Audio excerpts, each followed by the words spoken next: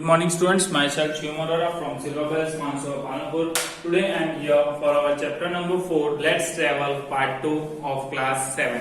अब स्टूडेंट्स हमने first part के अंदर क्या देखा था, हमने ये लेट्स ट्रैवल पे एक इमेज थी वो देखी थी, उसमें से मैंने आपको बताई थी एक्टिविटी दी थी। इस इमेज के अंदर आपको कौन कौन सी थिंग्स दिख रही है, आपको वो सब यहाँ पे एक लिस्ट बनानी है।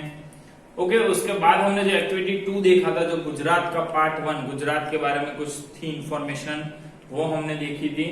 और स्टूडेंट आज जो हमने जो उसके बाद हमने एक एक्टिविटी देखी थी, एक्टिविटी नंबर 3 जो सोमनाथ टेम्पल के ऊपर थी, वो भी हमने देखी थी। और जो आज हम जो पढ़ने जा रहे हैं स्टूडेंट्स, वो है हमारी एक्टिविटी नंबर, आपको मैं बता देता हूँ, जो हमारा गुजरात का पार्ट 2 था वो थी, ये आपको एक्टिविटी नंबर 4 देखने मिल रही होगी। हमने गुजरात का पार्ट 1 पढ़ लिया था, अब जो पार्ट हमारा 2 है वो आज हम देखने वाले हैं। ओके अब हम स्टार्ट करते हैं Gujarat part 2। On the coast of the Gujarat are the some beaches include the old port town of the Mandvi, but the famous coastal sports are the temple of the Somnath and the Dwarka. अब students यहाँ पे बताया गया on the coast of the Gujarat, जो गुजरात के coast है वहां पे सम बीच, बहुत कुछ बीच आए हुए हैं, जैसे कि ओल्ड पोर्ट टाउन, जैसे कि मांडवी बीच है, वहां पे भी बीच है। बट जो सबसे ज्यादा जो फेमस कोस्टल स्पोर्ट्स है बेटा, जो टेम्पल के आसपास है, are the temple of Somnath and the Dwarka. जो सोमनाथ और द्वारका के पास जो बीचेस है वो बहुत ही यहाँ पे फेमस है गुजरात के अंदर। The Asian temple at the Somnath was rapidly plundered and the present structure dates to 1950s। अब जो एशियन टेम्पल का जो सोमनाथ का जो बेटा प्लंडेड पूरा स्ट्रक्चर है वो किस 1950s का है। But it carries the Asian sanitary of the Hindu devotees. अब वो जो इस तरीके बट है वो एशियन टाइम का, बट आज के टाइम पे स्टूडेंट्स को कितना जो हिंदू जो डिवोट्स करते हैं उस टाइम के हमें चीजें वहां पे देखने मिलती है। The popular the 16th century temple of Dwarka is devoted to the Lord Krishna and associate with Mirabai. अब ये 16th century के अंदर बेटा जो द्वारका के अंदर बेटा जो लॉर्ड कृष्णा और जो मीराबाई थे उनको एसोसिएट से ये वहां पे बनाया गया था।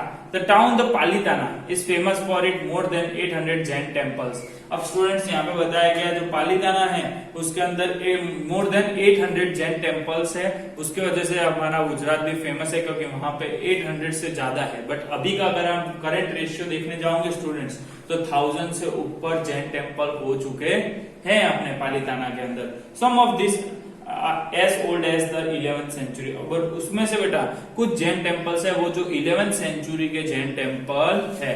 Eight Lothal you can see are the ruins of the ancient port of the Indus Valley civilization dating from 2400 BC। अब बेटा लोथल के अंदर क्या है, हमारे जो ruins है एशियन पोर्ट के, जो इंडस वैली सिविलाइजेशन है, और वो कब के है 2400 BC के टाइम के है।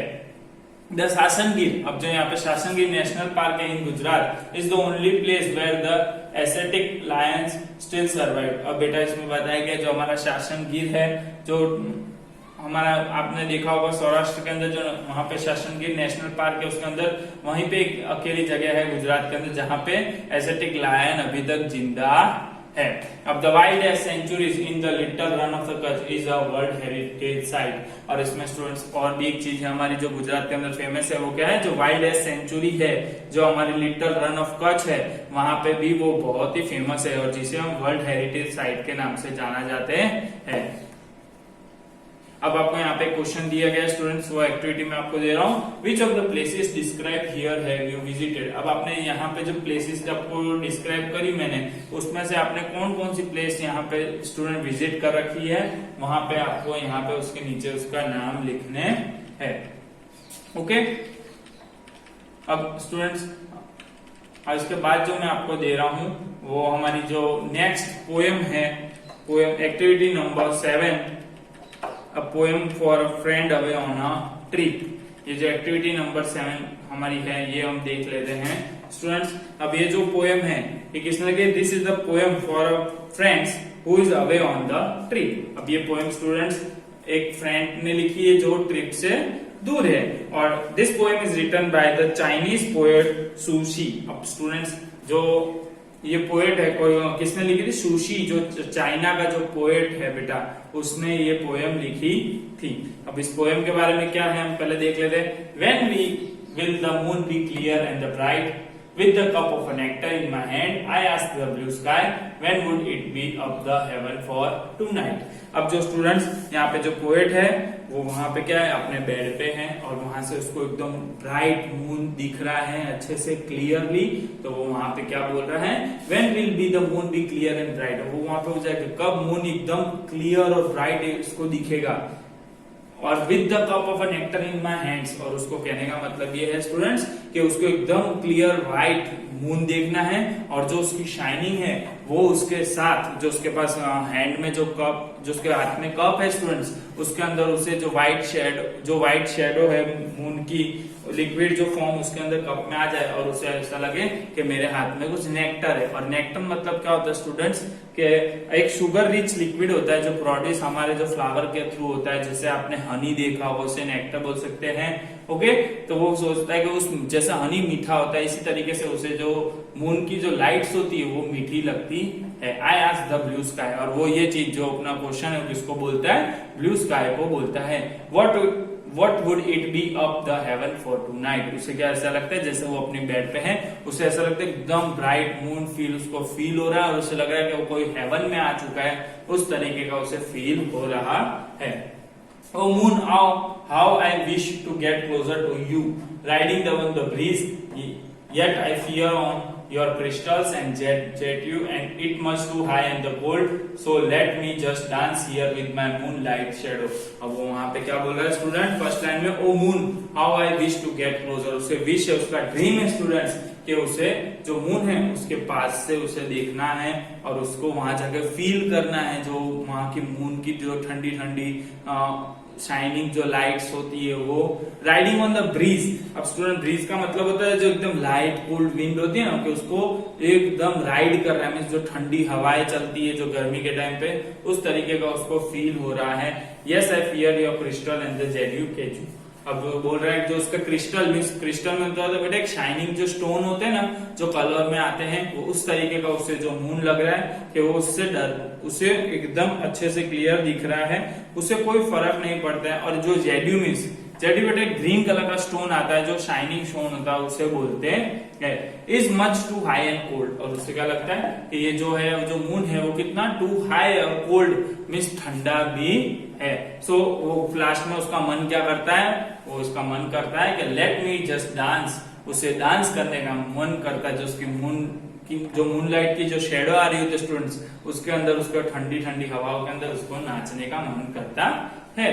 Round my red mansions, till your shine on your silk pillow, sleepless but bearing no regrets. Through distance away we look all the same moon, and in that sense we have never parted.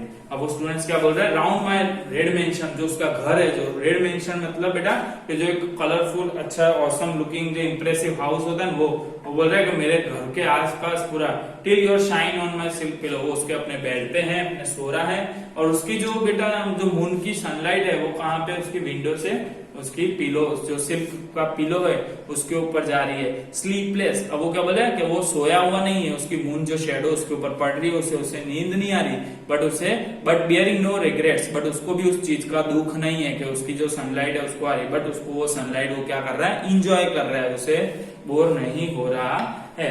Through distance away we look at the same moon, अब उसे पता है कि moon बहुत दूर है, हमें पता है, बट तो भी अगर हम यहाँ पे डिस्टेंस है तो भी हमें यहाँ से इतना अच्छा लगता है। उसके जो पोएट बोल रहा है कि मून अगर हमें यहाँ से इतना अच्छा लग रहा है, अगर हम पास में जाकर देखेंगे तो मून कितना अच्छा लगेगा। And in that sense we have never parted, उसका कहने का मतलब क्या है कि उसी की सेंस ये थी कि कभी भी हम लॉन्ग डिस्टेंस इसका कितना भी हो अर्थ से, बट हमें इससे कोई फर्क पड़ेगा नहीं, और हमारे लिए वो हमेशा पास के पास ही रहेगा, वो कितने भी दूर हो अर्थ से, बट उससे हमें कोई फर्क नहीं पड़ता, बट हमें तो ऐसा लगता है कि मून हमारे पास ही है। सो स्टूडेंट्स ये थी a poem for a friend away on the trip. अब आपको ये जो चैप्टर है स्टूडेंट्स हमारा यहाँ पे फिनिश हो रहा है। अब इसके पीडीएफ जब भी मैं आपको भेजूंगा तब आप अपनी नोटबुक में लिख देना। Okay students, thank you.